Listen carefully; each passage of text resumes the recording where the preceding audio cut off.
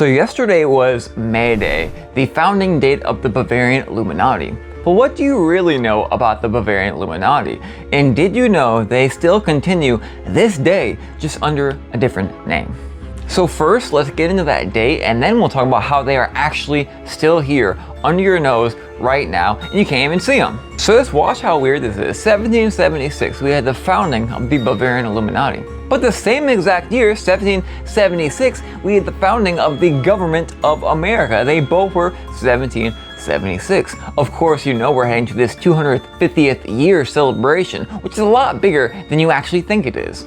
People are still waking up to this, but many don't know. 1776 was the start of our civilization, and all these Tartarian type buildings and all this stuff that we can never build today. That's when we started finding all this stuff, because something massive happened in 1776. But this video is not about that. Neither is it about the orphan trains that supplied America its youth when everything was completely empty. So we had the Bavarian Illuminati, founded by Adam Weishaupt, who was actually a member of the Society of Jesus, which, by the way, has nothing to do with Jesus at all. It's a very fine inversion. By the way, the Society of Jesus also had a strong pull in the Civil War in the United States and a whole bunch of other conflicts. So the story goes that the Bavarian Illuminati's male was traveling with a horseman, and that horseman was struck by lightning and took him out, and he found the letter and found the plans for world domination. Then the Russian Tsar leader found out of this world plan to take over everything with enlightenment, and then he disbanded the Bavarian Illuminati. But the story does not stop there. And then we have this family, the Red Shields. You might know their counterpart today. And what they did was they rebranded the Bavarian Illuminati, and they rebranded it under Scottish, which is completely different than the original. I mean, basically what it is, if you want to just go ahead and knock out every bird with every stone, it's the ancient mystery schools. It's all occultism packed in one. It's all these different deities to find the last deity at the 33rd degree. Eastern mysticism and all the original secrets in the First Order. Now, what's funny about all of this is the Red Shield was also, it's the one disputed royal bloodline, and they're also part of the Society of Jesus. You starting to see the picture? You know, all roads lead to Rome, literally. Long story short, this secret society never left, but it transformed into a different one, mixed with old ones, and also all these brotherhoods and fraternities in these colleges, all one giant cult. If you want a way more in detail version of the video, maybe I'll make it on YT. Let me know. Here's a little bonus for you. Albert Pike wrote in his book Morals and Dogma, Revered 33rd Degree, that Masonry is an inner brotherhood concealed by an outer brotherhood who does good things, and they raise money for charitable causes, stuff like that. The saying goes, whether it's Society of Jesus or the other thing we talked about, it's always the 1% at the top of that pyramid. It's looking like people are getting ready to leave Babylon. Now, if you're like me and you've been awake for 10, 11, 12, 13 years, then you were like, what's taking so long? Because we've been seeing this evil stuff just sprout all over the world. Now, there's a new trend going on TikTok, and it's people blocking all these celebrities, J-Lo, Kardashians, etc. The reason they're doing this is because there's a reference, like a Hunger Games reference made, saying, let them eat cake. Now, I had no idea that that would be the straw that broke the camel's back.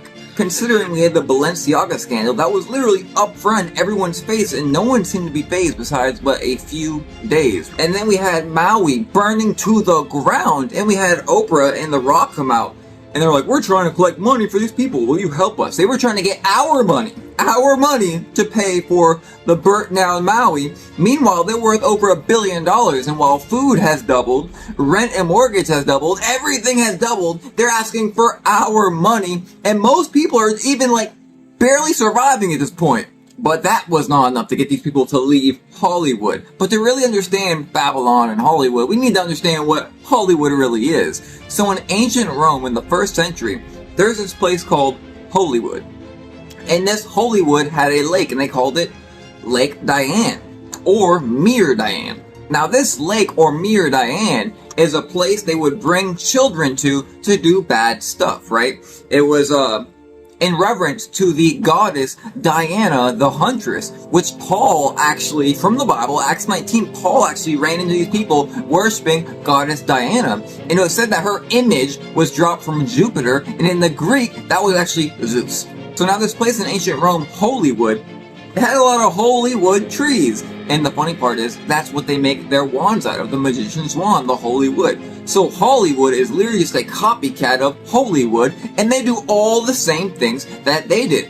Except instead of Princess Diana, the Huntress, it's Baal. Now Baal is actually the old Canaanite god, the golden calf. And the funny thing about these gods, these fallen angels, and these Nephilim and these spirits, is their name changes over time. So we actually have direct references showing us that Baal is the same god as Moloch, and they're both the same deity, and they both require the same worship, we'll put it that way. And it's widely believed that Baphomet is the same god as Baal and Moloch, and that's actually the god the Knights Templars would call upon. So now in the modern rap scene and the industry, there's a lot of Baal worship, or you could say Baphomet worship. They love this image. And with Hollywood, if you go a few decades back, who was the deity they were calling upon to try to offer their soul to? It was Beelzebub, the Lord of Flies, right?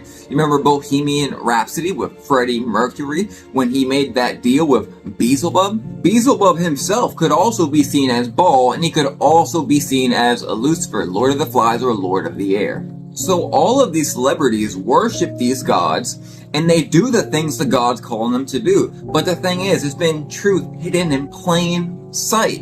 And that's never really fazed anyone. They have not really cared. You know, when Travis Scott was in this pentagram, nobody gave a crap. When all these people passed away at his concert, that was so demonic. Remember the shirt with people going into this doorway and turning out devils? So demonic, nobody even cared. And we've had artists that came out and turned against the label and tried to warn us, like Chester Bennington and Chris Cornell. Let's take a look at Chester's, one of his last songs, What I've Done. So he says, in this farewell, there's no blood and no alibi. Why would someone need to say there's no blood in a farewell? Unless it goes against the means and what they used to do. He then says he'll clean the slate, he'll clean his hands with this uncertainty, because he is now stepping into uncharted territory, not sure what's going to happen with his life. But watch this. So let mercy come and wash away what I've done. Chester Bennington was literally trying to come face to face with his past and decisions that he made, that he knew were evil, that he knew everything they were doing was evil. So he said, let mercy come. He was calling upon the name of Jesus to let mercy come and give him forgiveness and wash him clean. So rest in Jesus, Chester Bennington, because I'm sure that's where he is. Also, Bob Marley. Bob Marley turned into a Christian shortly before he passed away. This almost seems to me like if you're in the clique of Hollywood, you know, this entertainment industry of Babylon, if you come to the true light, they're not going to like you no more. And of course they'll change the narrative, right? The victors literally write the history, and they wrote that Bob Marley was Rastafarian when he was literally baptized in the name Jesus Christ. So back to these celebrities. Finally, they're like, yo, let's block these celebrities. Let's be done with them. It's about time. And all it took was them to say, let them eat cake. But here's the funny part.